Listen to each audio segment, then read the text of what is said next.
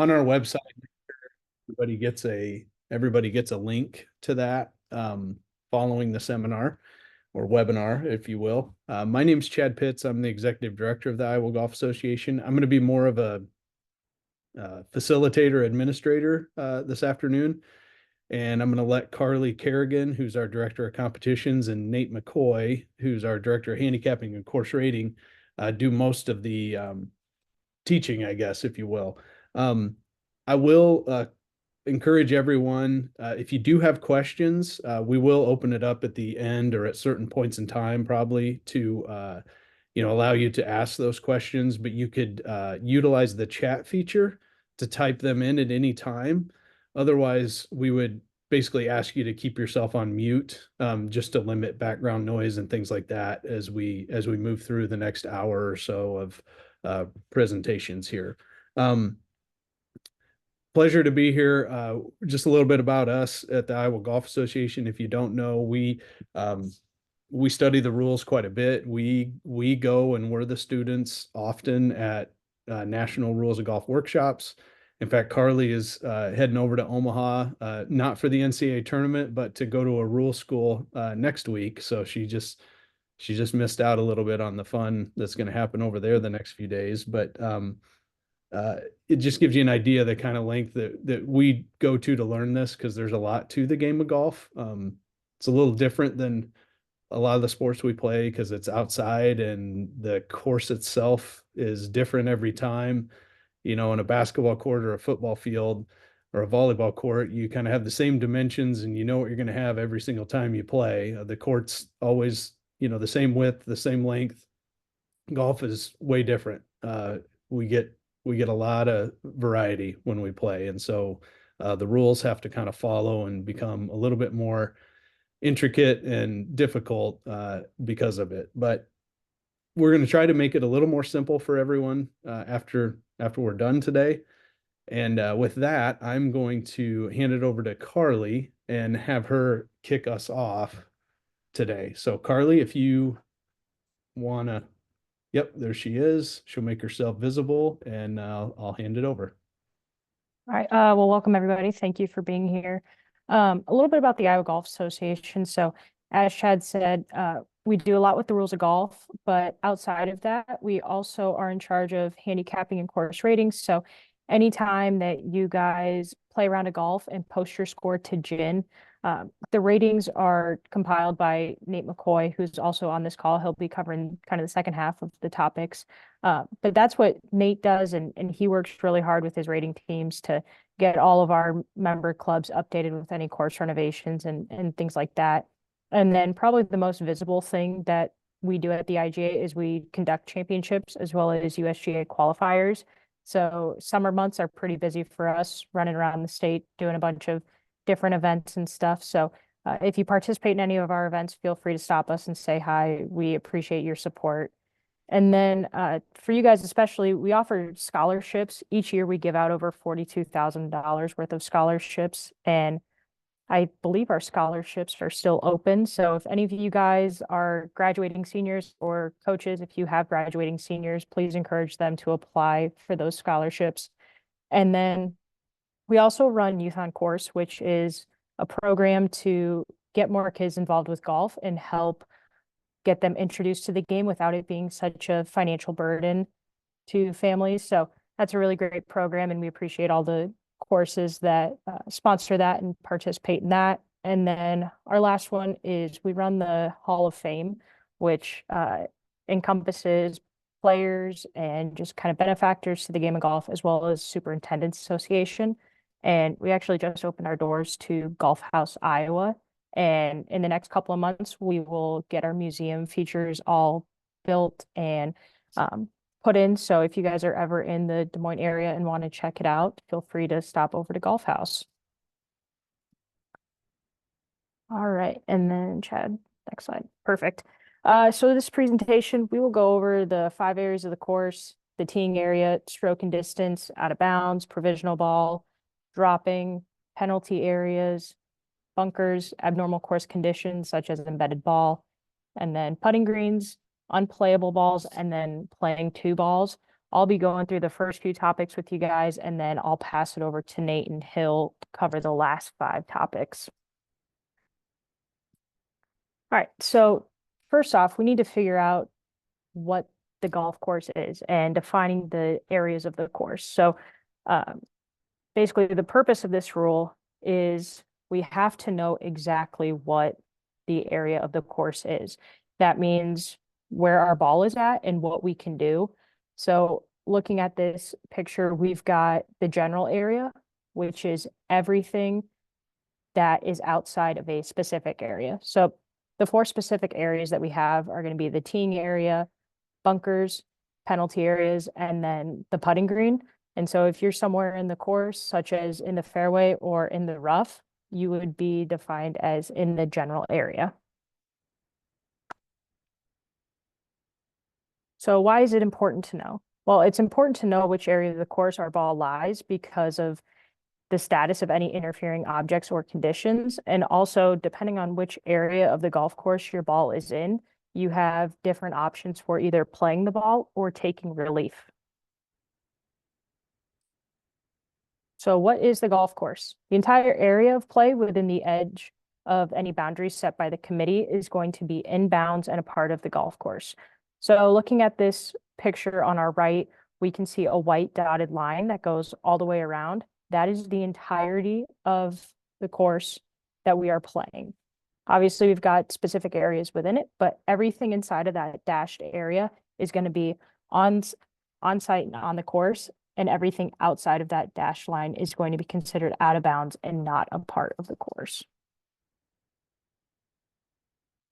So as I just touched on, the general area, it's called the general area because it covers most of the golf course, and that's where you will most likely be playing from every time you are hitting a shot. This can include every type of ground and growing or attached objects, such as your fairway or your rough or trees. The general area can also include all teeing locations on the course other than the teeing area of the hole you're playing, as well as all wrong greens. So looking at these pictures, the top one, we've got a yellow box. That's going to be the teeing area because that is where we are starting the hole that we are playing. Now, the blue boxes, which is ahead of where the player's teeing off from, because that's not the teeing area of that hole, it's going to be treated as the general area. And then if we look at the picture below that, we've got 3 red lines going to wrong greens, which is not the green of the hole that we are currently playing. So that's going to be treated as the general area versus the green with the yellow arrow. That's the hole we're playing. So for that specific hole, we are referring to that as our putting green, for which different rules apply. All right, so the 4 specific areas, like I said, certain rules apply for different areas of the course when they're not in the general area. And those areas, once again, are going to be the teeing area, bunkers, penalty area, and then putting greens. So what do we do if our ball appears to be in 2 spots on the course? Well, determining which area of the course where the ball lies is important because, like I said, we've got different rules that we need to follow depending on the area. So using this picture, we can see that our golf ball is touching the yellow penalty area line. So because a golf ball can only lie in one spot, we have to figure out which area is more significant for our ball to be lying in. So the general rule of thumb is that if a golf ball is touching any part of a penalty area line, it is going to be treated as being in the penalty area. So for this picture, with a ball touching both the penalty area line and the general area, we're going to treat this ball as though it is in the penalty area. Now, what happens if our golf ball is in 2 specific parts of the golf course? We're going to look at the hierarchy. So penalty areas will always rank the highest, followed by bunker and then putting green. So it's kind of hard to see on this picture, but we've got our golf ball right on the line of the penalty area and the bunker. Because penalty area trumps bunker, we are going to treat this ball as being in the penalty area, which is great because we can ground our club in a penalty area, whereas in a bunker, we're not able to do that.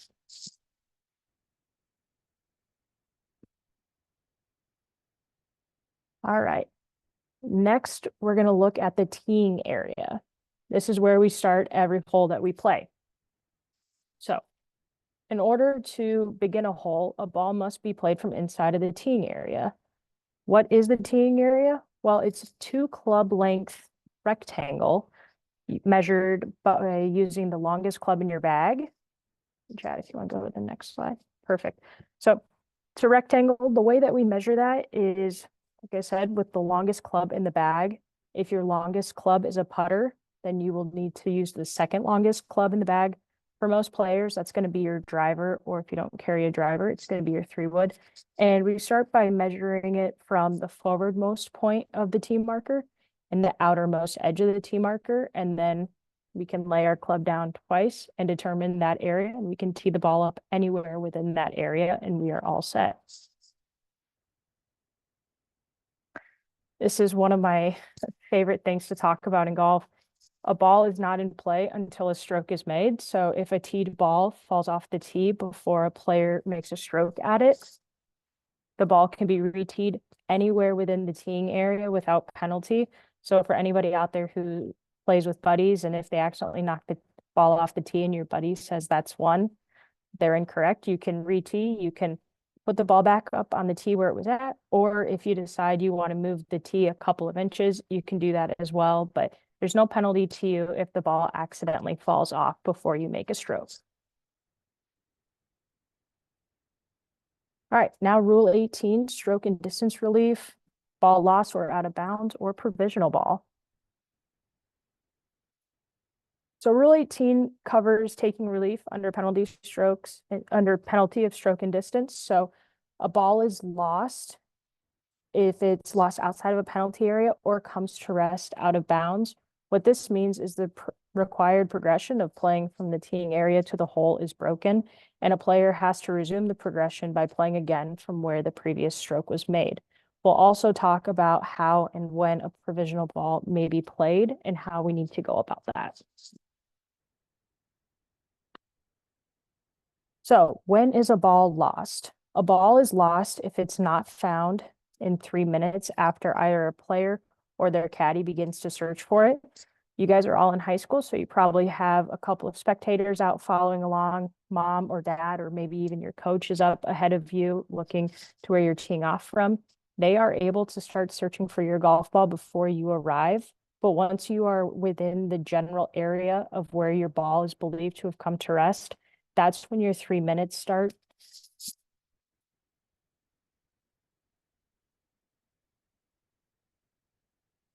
All right, and so when the ball is going to be lost or out of bounds, a ball is going to be inbounds if any part of the ball lies on or touches the ground or anything else inside of that boundary edge. So if we remember back to one of the first slides with that white dashed line, that's going to be our boundary edge for the golf course. And so as long as any part of your golf ball is on the course side of that, you will be able to play it. So using the picture on the left, we've got 2 golf balls that are left of the out of bounds stakes. So because the entire ball is out of bounds, that ball has come to rest out of bounds. Now the 2 golf balls with one being on the line, because any part of that golf ball, even just one dimple, is on the course side of out of bounds, you are able to play that and the ball is treated as in bounds. And then using the picture on the right side, instead of having stakes, since we have a line, we're going to use that same method. So the 2 golf balls with the red X's, because the entirety of the ball is on the white line or left of that white line, we're going to have to treat that as being out of bounds. You are no longer able to play that golf ball. Now the golf ball's on the right, because half of the golf ball is on the course side of that white out of bounds line, we are able to play it and the ball is being treated as in bounds in play.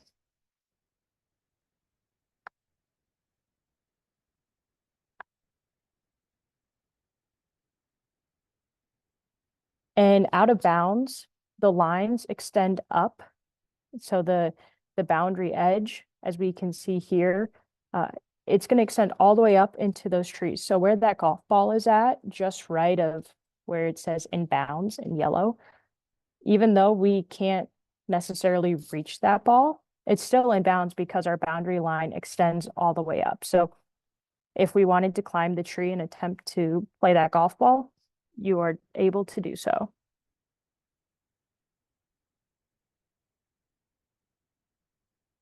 All right, so if a golf ball is in bounds, you can certainly stand out of bounds to play a shot. Now, with this example right here with this gentleman, his feet are going to be out of bounds compared to where the ball is at, but he is able to do that. What he cannot do is he cannot remove that out of bounds stake in order to take a stance more comfortable. He must leave that boundary object in place, but he can certainly have his feet out of bounds. He can have his grip out of bounds, but his golf ball, because it's in bounds, he's okay to do that. He just can't remove that boundary stake to make a better stance.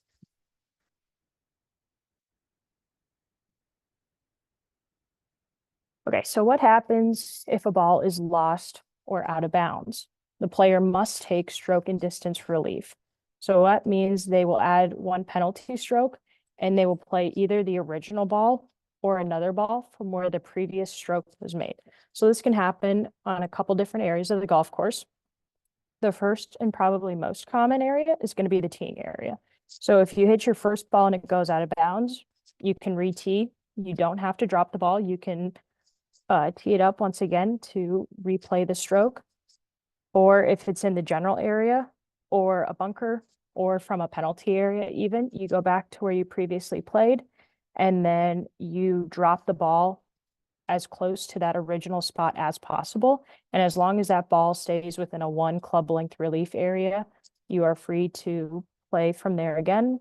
And then not as common, but if you are on the putting green and your ball were to go out of bounds, you would basically replace it where you hit your previous putt from, add 1 penalty to your score, and then play from there until it is holed out. All right, now we're going to look at provisional ball and why it's important to play a provisional if you can. All right, so first thing is understanding what a provisional ball is. So a provisional ball is another ball played in case the ball just played by the player is either out of bounds or lost outside of a penalty area. It's important to know that a provisional ball is not the player's ball in play until it becomes the ball in play under Rule 18.3, which we'll get into in these next couple of slides.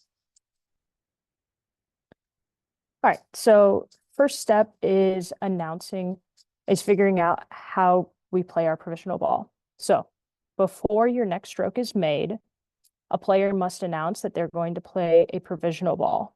So we can see here this player believes that their ball has come to rest either out of bounds or has been lost outside of a penalty area. So they're going to say, I'm playing a provisional ball, and then they are dropping that provisional ball near where they previously played within that 1 club length relief area.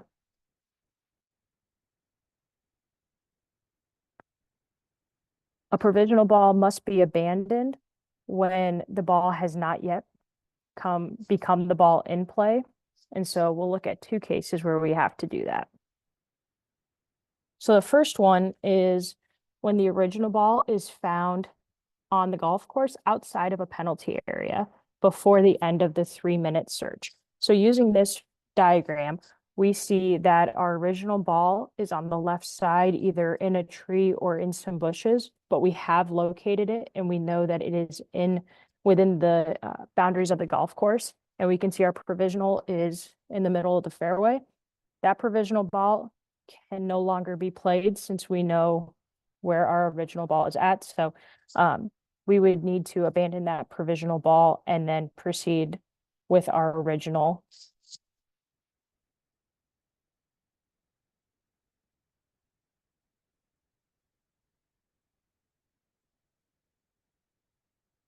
All right, and then the second time would be if the original ball is found in a penalty area And if that's the case, a player can either play it as it lies, or they can take penalty relief under Rule 17.1, which we'll get into in a couple more slides. Now, if we can't find our golf ball, but it is known or virtually certain to be in a penalty area, we must either take penalty area relief, such as lateral relief or back of the line relief, or we can go back to where we previously played. What we cannot do is, if we are virtually certain our ball came to rest in a penalty area, we cannot play our provisional ball because we have knowledge or virtual certainty that our ball is in the penalty area, not lost in the general area.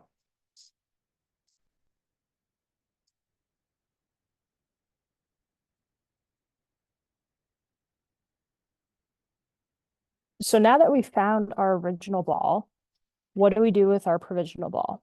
Well, the first thing is all strokes with that provisional ball before it was abandoned do not count.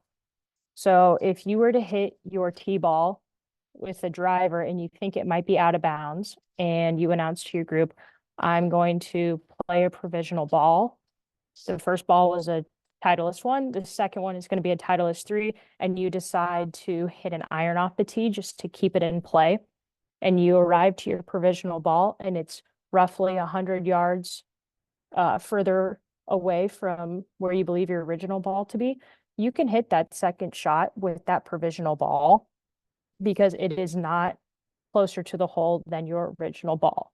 So if it takes you 5 strokes to get to where you believe your original ball is at, and you're able to locate the original ball and it's within the boundaries of the course and you are able to play it, great. Those 5 strokes that you took at your provisional ball, they do not count towards your score. It's as though those strokes never happened.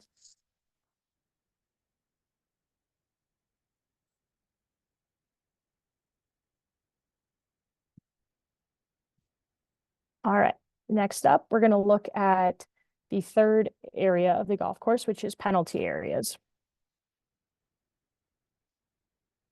So for this, we'll look at marking your ball, lifting, cleaning, replacing it on the spot. And the first one we're going to look at is the drop. So it seems pretty self-explanatory, but the rules of golf outline exactly what a drop is. It means to hold the ball and let go of it so that it falls through the air with the intent for the ball to be in play. If a player lets go of a ball without intending for it to be in play, the ball has not been dropped and therefore is not in play. So if you are trying to figure out where exactly you want to drop the ball within your relief area and you accidentally let go of it, that's fine. You just pick it up, pick out your spot where you want to drop, and then once you drop it with the intent of it being in play, as long as it comes to rest within that relief area, that ball is now in play. It's important to note with drops that each rule identifies a specific relief area where the ball must be dropped, but also where it must come to rest.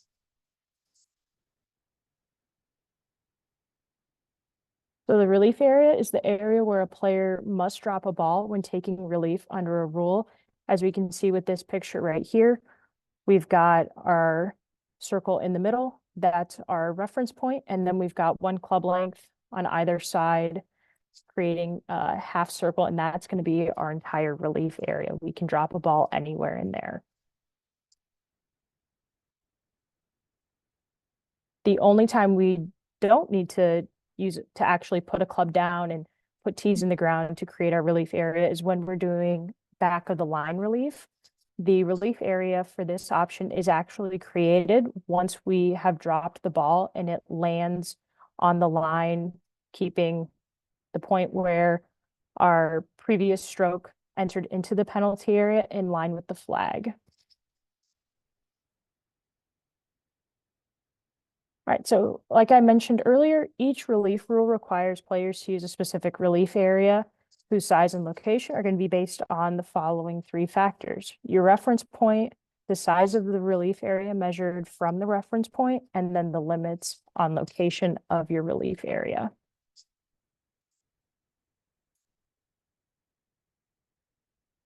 So using back on the line relief, the player must drop on the line in a location allowed by the rules being used.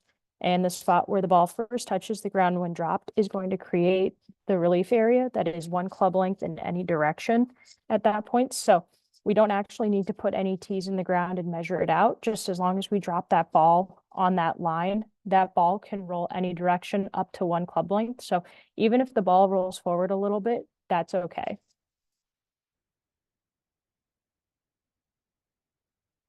And then for the purposes of creating a relief area, it's good to understand what exactly we mean by club length. So to measure your club length, it's going to be the length of the entire club used, starting at the toe of the club and ending with the butt end of the grip. Something else just to keep in mind is that if your longest club in your bag is your putter, you are unable to use your putter when you're using your clubs to measure out your relief area. And also, it's a good rule of thumb to always take the head covers off of your clubs if you're using your driver to measure out a club length for your relief area. Just make sure to take that head cover off. You don't want to create a relief area that's too big.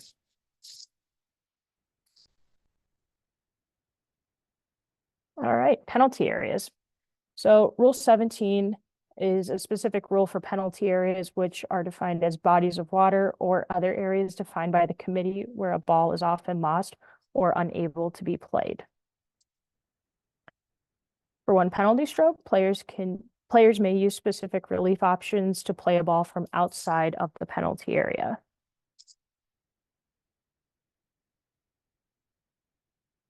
So the two penalty areas are going to be defined with either red or yellow.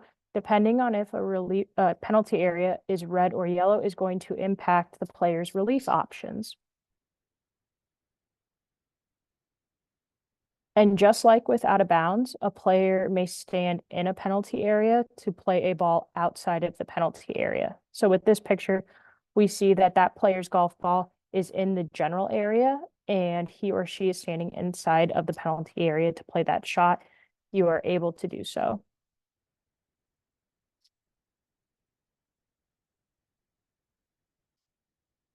Right, so when a ball is in a penalty area, what this means is that any part of the golf ball either lies on or touches the ground or anything else inside the edge of the penalty area. So looking at this picture here, we see that it's a yellow line and the golf ball is on the penalty area side of that yellow line. So even though the golf ball isn't in the pond or lake, we can still see that it's not on the course side of that line. So therefore, it's going to be in the penalty area. We can try to play it as it lies, or we can go through and take one of our relief options for penalty areas.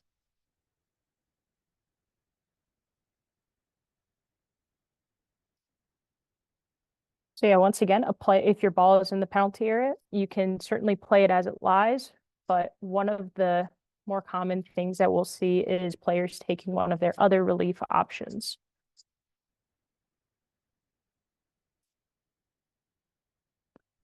So with this diagram, we see three different options for a player. It looks like this player hit their ball into the red penalty area off the tee. So in the bottom right corner, our first option is going to be a penalty of stroke and distance, which means you're going back to where you previously played and playing from there once again. The second option, which is kind of in the middle of your screen on the left, is back of the line relief, which is where you take the point where the ball last crossed into the penalty area and keep that in line with the flagstick, and you can go as far back as you would like. And once again, with this relief option, we don't actually have to measure out our club length.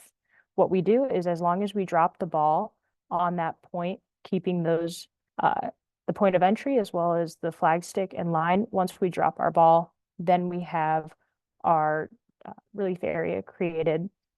And then the third option, which is the most common, is where we take the point where the ball last crossed, and then we measure our two club lengths from there to create that half circle relief area.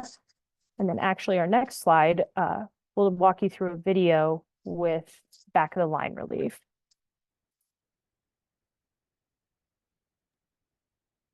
The rules of golf are changing in 2023. The back on the line relief procedure has been simplified, and here's what it looks like. So to use a penalty area as an example, I'm going to keep the point where the ball last crossed between the hole and where I want to drop it. I can go back as far as I want on the line, but I have to drop it on the line because that's what activates this relief option. If I don't drop it on the line, I'll be dropping in a wrong way. The relief area won't get created, and I'll have to correct my mistake by dropping it again, but in the right way on the line. But once dropped on the line, the ball can roll up to 1 club length in any direction, even if it rolls forward and closer to the hole. Back on the line is a great relief option for penalty areas, but you can also use it when you decide that your ball is unplayable. The rules of golf are...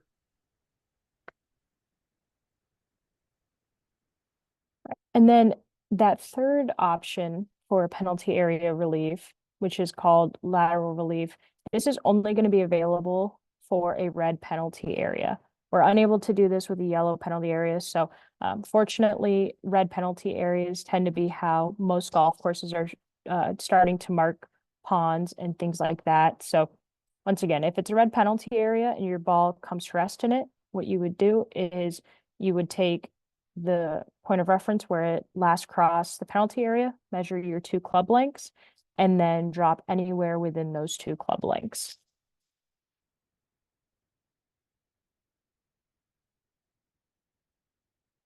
And then this last bullet point is really important. So if your 2 club lengths, when you measure it out, include 2 different areas of the golf course, your golf ball needs to come to rest at the area of the course where it first comes to contact after you drop it. So if just left of our relief area was a bunker, if we were to drop it in the general area and then it rolls and comes to rest in a bunker, we need to re-drop that because our ball first came into contact with the general area and then came to rest in a bunker, which is a separate area of the course. So you just need to make sure that if we're dropping it next to 2 different areas of the course, that our ball is coming to rest in the same area of the course where it first makes contact.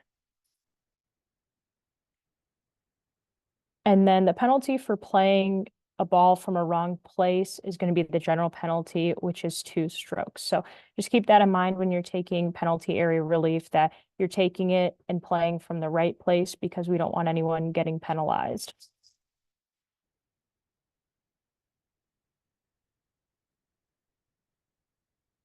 And then I will pass it off to Nate to start with bunkers. All right. Well, thanks, Carly. Can you guys hear me okay? Can you hear me, Carly? Yeah. Okay. Yep, you're good. Perfect. All right. So, yeah, we're going to jump into bunkers and then we'll cover a few other things, such as putting greens and playing 2 balls and stuff like that towards the end. So, we'll go to the next slide here. All right. So, basically, when we're playing around, and you happen to have a ball that ends up, what you believe is in the bunker or in the sand, we basically have to determine if it is in the bunker, in fact, in the bunker. So how do we do that?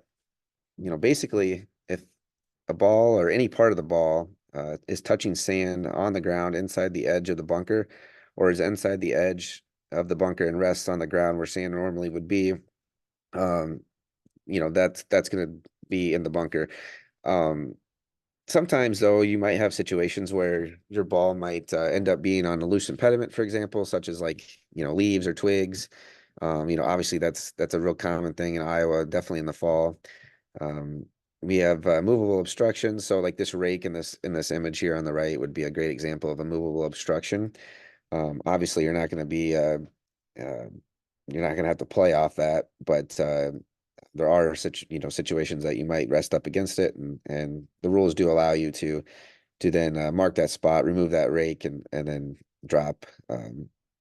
Or sorry, is it a place, Chad, or a drop? Replace it, right? Yeah, you would replace it in that scenario. Sorry, Chad. I think your volume is off, but never mind. Sorry, Yeah. There's some other things as well. Sorry, the last slide kind of went forward a little quicker, but that's okay. Sorry, Um, I was trying to unmute myself so I could answer your question, and I Oh, think sorry. No, that's okay. I couldn't hear you. Sorry, Chad. But there's also going to be times your ball could be on a normal course condition, such as temporary water or maybe an animal hole or something like that. So that's also another situation where abnormal course condition, there's going to be situations where you can take relief for those.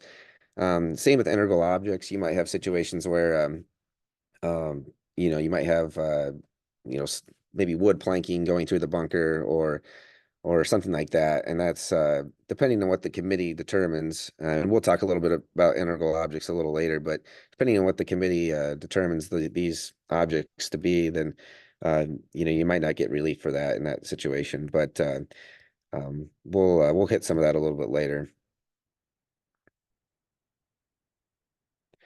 So before playing a ball in the bunker, you are now allowed, and this changed in 2020, I believe, or 2019 when the rules were really overhauled. But for those of us that have played, for a long time, this was not really something that was allowed. But we are now allowed as players to remove loose impediments and movable obstructions under the rules. And this is going to include any reasonable touching or movement of the sand in the bunker that happens while doing so. So that's, why we're doing it. We're trying to obviously to remove, we're trying to, remove these objects in the least intrusive way possible. But if you do happen to move a little bit of sand while doing so, that's going to be okay under the rules.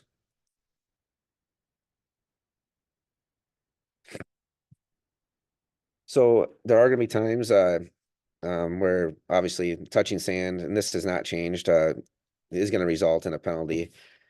Before making a stroke at a ball in a bunker, a player must not deliberately touch sand in the bunker with a hand, club, rake, or another object to test the condition of the sand to learn information for the next stroke. And so that's the big point there. It's like having the intent to test the condition to determine, kind of how, what that condition is going to be for your next strokes you're going to be playing.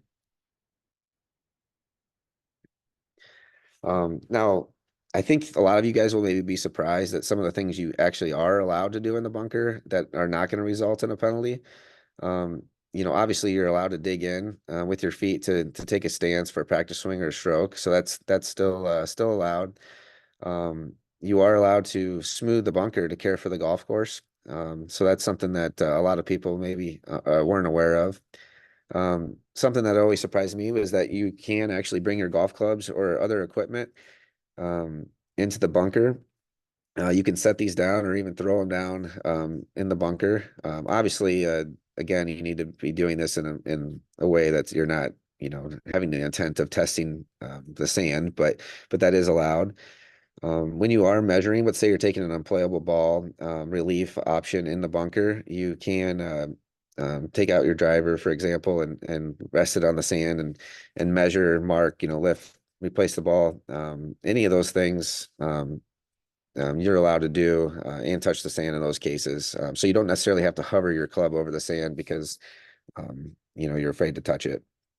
At times you might be going into a real steep bunker and you might use the golf club as a cane or something to balance yourself to prevent a fall. So that's going to be okay. And you're also allowed to strike the sand in frustration or anger. Obviously, this could get into other situations where maybe you're not following your code of conduct policy if there is one.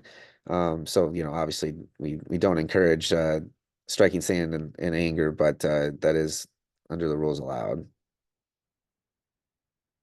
So penalty for breach of any of those things. So it's, penalty for breach of, let's say you're testing the sand, with your hand or club, that's going to be a general penalty of 2 strokes. So just be aware of those.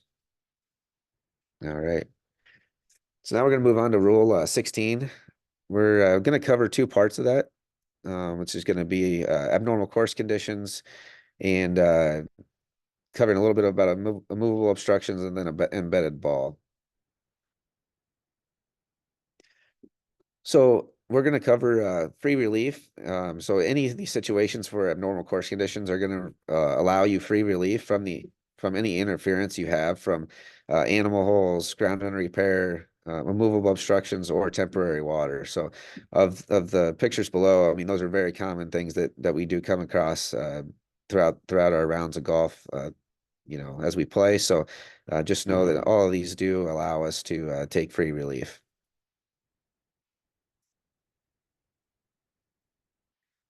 And as this says, these are what we call now abnormal course conditions. They do have separate definitions as it says. So if you are interested in learning more, I do recommend going into the rules of golf.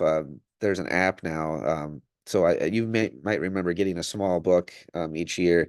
The USGA has actually transferred kind of transferred all that into now an app. So I do recommend going and checking out the app. The definitions are actually a really great place to start when you want to learn the rules. So this specific rule, Rule 16, abnormal course conditions, is not going to give you relief for movable obstructions or boundary objects or integral objects. These are going to be treated a little bit differently, and they're covered in other rules. Example in this picture on the left, you're up against a trash can. You're going to be able to obviously move that because it is movable. It's easily moved. The boundary fence, maybe Carly kind of mentioned a little bit earlier, but that's not going to be something that you can, take free relief for, I guess I should say. You can take unplayable relief to get away from it if you need to.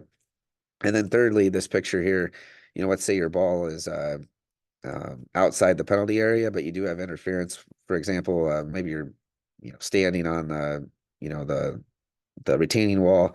In that case, the committee maybe determined that retaining wall is an integral object, and so you're not going to be able to take relief for it.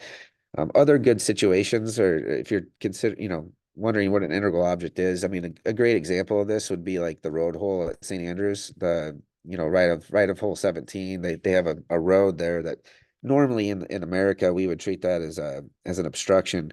Over there, they kind of have defined that as part of the challenge of playing the golf course. And so in that situation, you'd be expected to play off of it, or you would need to take a relief under unplayable ball, which would be a stroke penalty there. So hopefully that kind of gives you an idea of what an integral object is, because it is something that can come up once in a while.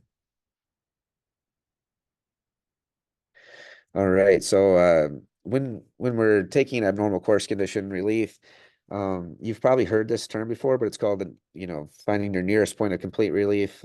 This is actually a definition here, but basically by finding your nearest point of complete relief, it's going to be the estimated point where the ball would lie that is nearest to the ball's original spot, but not nearer the hole than that original spot. So depending on if you're a right-handed or left-handed player here, if you're a left-handed player, you're probably going to be on the right side of the path here. As a right-handed player, because you have to take full complete relief by meaning your stance and area, your lie of your ball and your area of intended swing is not being impeded by that condition any longer. That's why the player is on the left, because he had to take complete relief from this cart path in this example. So that's something that is worth looking into a little bit more, because it can affect you, as this next picture will show you. Oh, sorry, it might be another slide down, but actually, if you want to go back, yeah, there we go. So how do you estimate this reference point? Like, how do you start? Basically, you need to take identify the choice of club. So basically, what I like to do as a rules official is I like to figure out, ask the player, okay, how far do you have, and what club would you use normally to hit this shot? They would take whatever club out that they would be using to hit that shot. I'd ask them to take their stance and make sure that their swing and line of play would, maybe not line of play as much, but their swing would be no longer impeded by that condition, such as the cart path, for example. They don't necessarily need to simulate that stroke but they don't actually even need to take the stance. But I tend to make them do that because I think it's just good practice to show them, you know, like this is how you're going to get complete relief, and once you do that, you're not really going to have that situation where the player's going to need to redrop again because they didn't fully go through this process. So, and this is the picture I was kind of alluding to. Um, in this case, because this player, is a right-handed player, he's and actually just because of where the ball rests, it's going to end up being a situation where this player is actually going to be taking his nearest point of complete relief, actually in a kind of maybe even a worse spot, where he's got interference by now the tree and the mulch underneath. So, just be aware as coaches and as players that, when you're taking relief, um, you might be dropping potentially in a position where you might have interference by something else. And so, um, just be careful when when you pick up your golf ball to take relief, just be sure that, kind of what your options are and where you're going to be dropping. So, if you need to take a little extra time there to make sure, definitely take it because it can affect you and as it could in this situation here. So we kind of talked about this already, but like, how do you know when you have interference from an abnormal course condition? And you don't have to have both of these to be true. Really, just one of them, and that's basically if your ball touches or is in or on an abnormal course condition. So, pretty basic. If you have any type of interference at all, you're going to be able to take free relief. Also, if you have interference from your stance or intended swing. So that's kind of the main points. So he kind of hits about everything there. The only thing that it doesn't, as the next click will show, is when you have special cases that are only going to be when the ball is on the putting green and you have line of play interference. So line of play is not something that really um, comes up when you're actually playing say you're in the general area or you're in the bunker or something like that. Line of play is really only um really used when your ball is on the putting green and you have interference from, say, temporary water or an obstruction such as this. In that case, because your ball is already on the putting green, you're actually going to be allowed to take relief by placing the ball either left or right or wherever that nearest point is, where you no longer have line of play interference. So it's a little different than when you're not on the putting green, but there is some special cases that this could arise. I know Cedar Rapids Country Club, for example, has some sprinkler heads, I believe, that are possibly on the green. I can't remember. It's been a while, but it's a situation that could arise. So, but even if it's not sprinkler heads, it could be temporary water. It could be, ice or snow, situations like that. So just be aware that is available for you to take free relief. So if the abnormal course condition, such as this sprinkler head, is close enough to distract the player, but does not meet any of the requirements for interference, basically that player is not going to be able to take free relief because distraction alone is not enough to grant that. So now, if that player was standing on that, if the player's area of intended swing was maybe going to be impeded by it, or something else, then that player would be warranted to take relief in that situation. And also, a player is not going to be allowed to take relief for situations where you have interference from an abnormal course condition or obstruction, for example, if you're inside the penalty area. So in this case, because she's inside the penalty area, even though she has interference here from this bridge and this railing, she wouldn't be able to take relief, or at least free relief. She can, though, proceed under penalty area relief and take relief under a penalty of 1 stroke. The player is also able to take free relief by dropping the original ball or another ball. So this was a change in 2019. You used to have to use the ball that you were playing kind of all the way around, but anytime you are taking relief, free relief, any free relief situation now under the rules, you actually are able to substitute another ball. So if your ball's pretty, let's just say you feel like it's bad luck at this point, definitely under the rules, if you're taking free relief, you can substitute it out. The one thing is you can't do is when you're marking your ball in the green, you aren't able in that case to substitute another ball. It's basically got to be a situation where you're taking free relief um, somewhere on the golf course. I hope that kind of clears that up.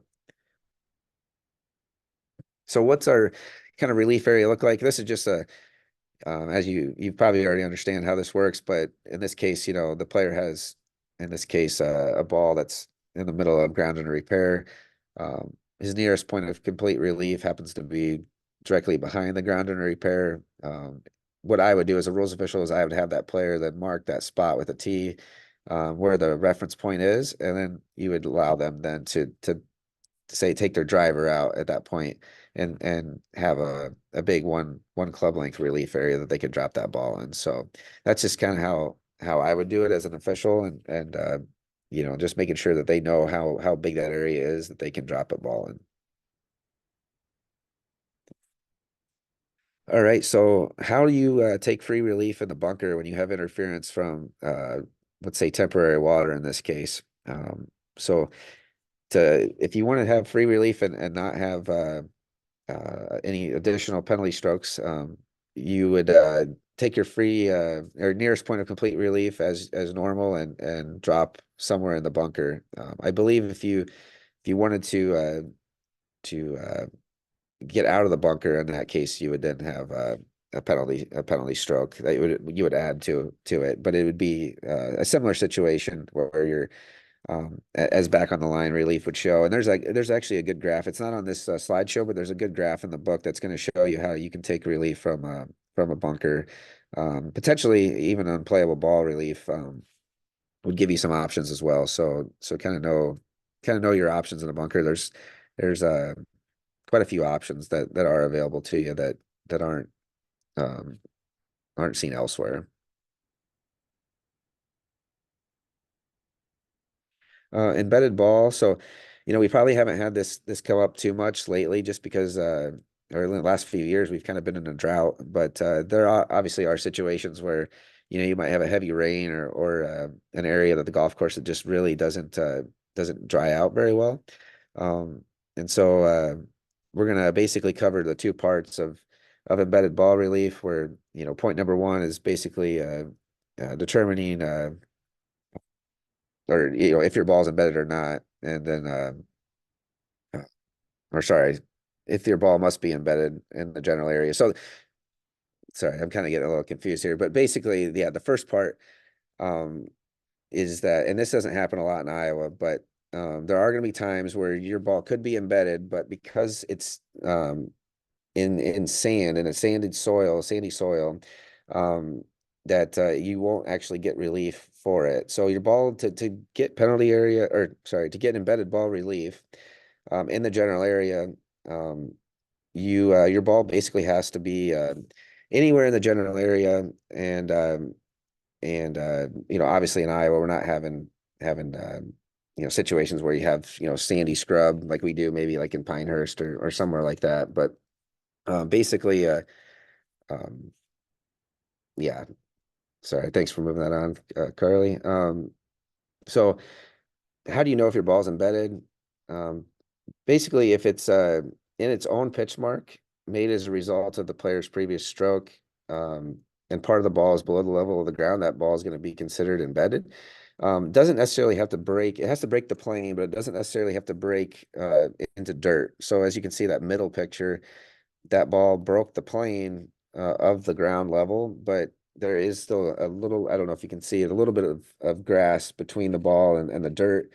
In that case, that ball's still considered embedded just because it had broken the plane. So be aware though that it does need to be under the rules. The ball does need to become airborne, so it can't be something that's been driven into the ground further, where it doesn't, say you're in fescue and you just drive it deeper into the ground. In that case, the rules actually don't permit you to take relief for an embedded ball.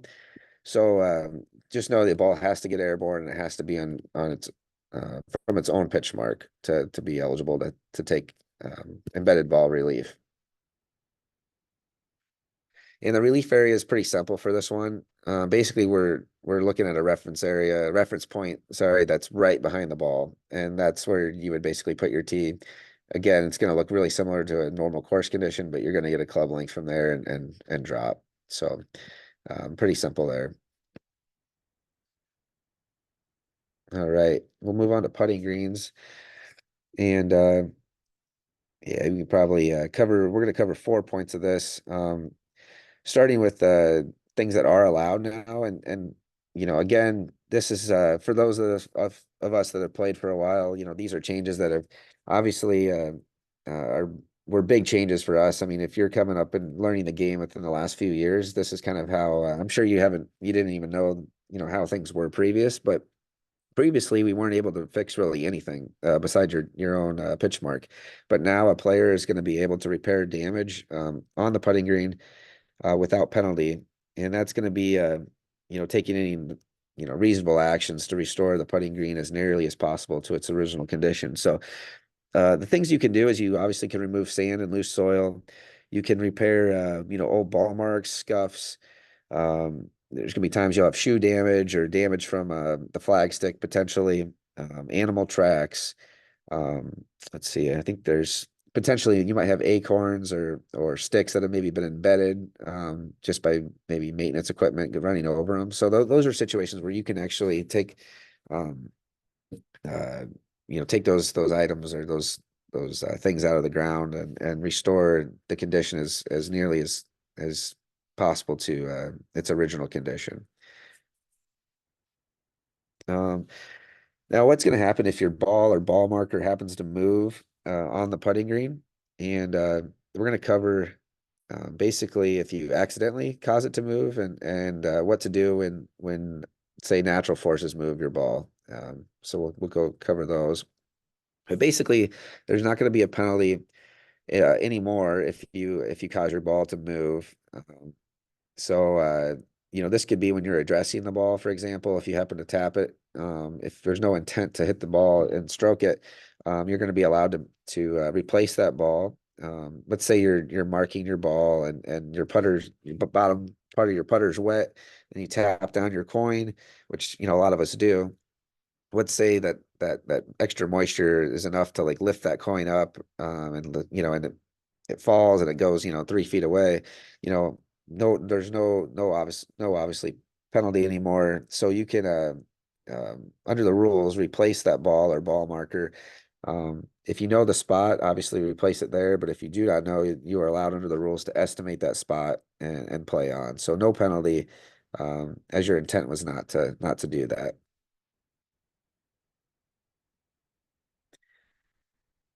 And again, I kind of just covered that, but so natural forces. So obviously, the last few days have been really windy. If the greens were fast, like they are in mid-season play, we might have a lot of situations where balls could be moving on the green. Um, Now, if natural forces, so we call wind under the rules, under definitions, natural forces. Um, if those natural forces do cause our ball to move, where the player must play from next depends on whether the ball had already been lifted and replaced on the putting green.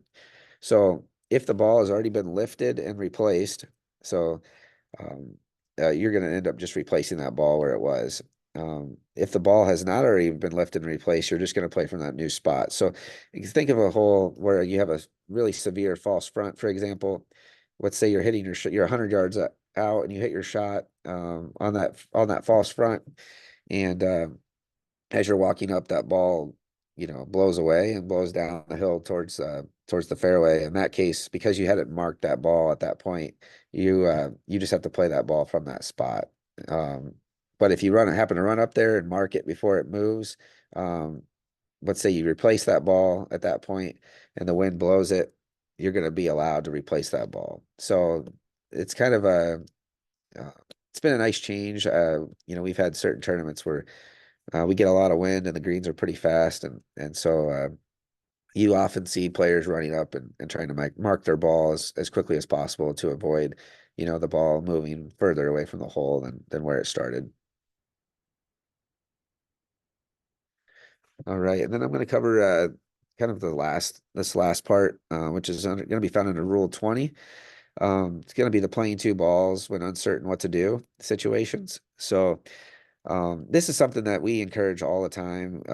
Even in tournaments where we have, 6 to 8 rules officials, there's still situations where players might get into situations where a rules official still is not easily you can't easily get their attention, or you just don't know what the ruling is.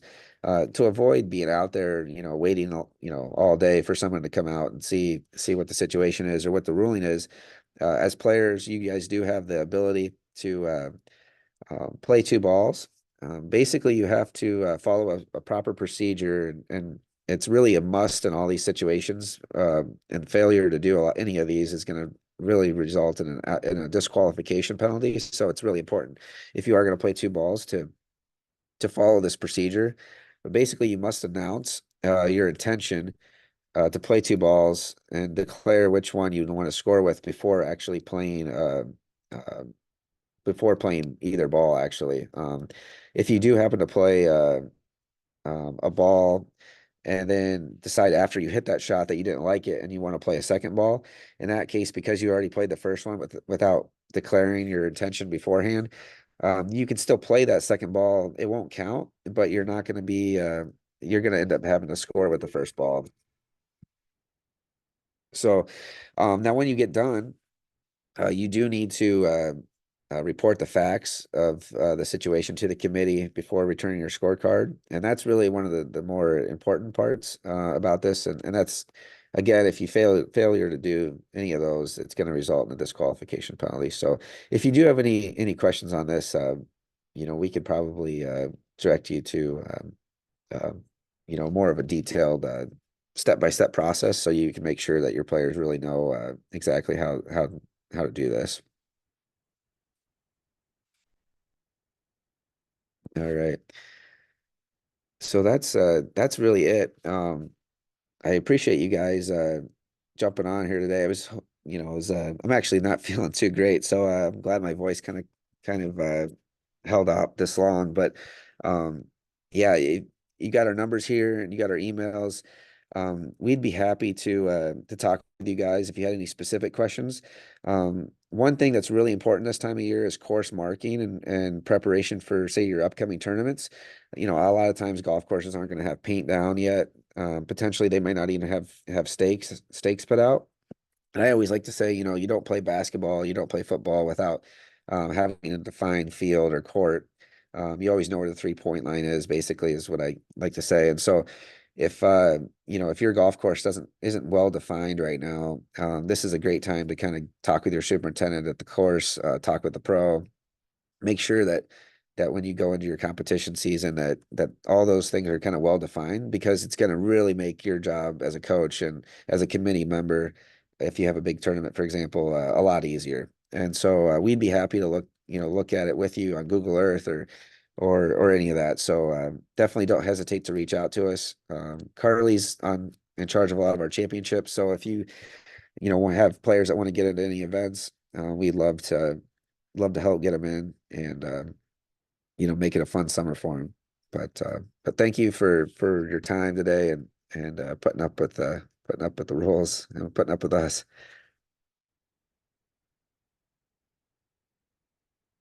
Carly, is there Anybody anything has you want to any add? questions, feel free to unmute and ask them now, or feel free to send them in the chat. We'd be happy to answer any questions you might have. Hey, Carly, I don't think I can hear you talking, but I don't think your audio is working. So and I guess if there is any questions, if anybody wants to say anything real quick, we can take those. If not, we'll probably jump off and leave the meeting.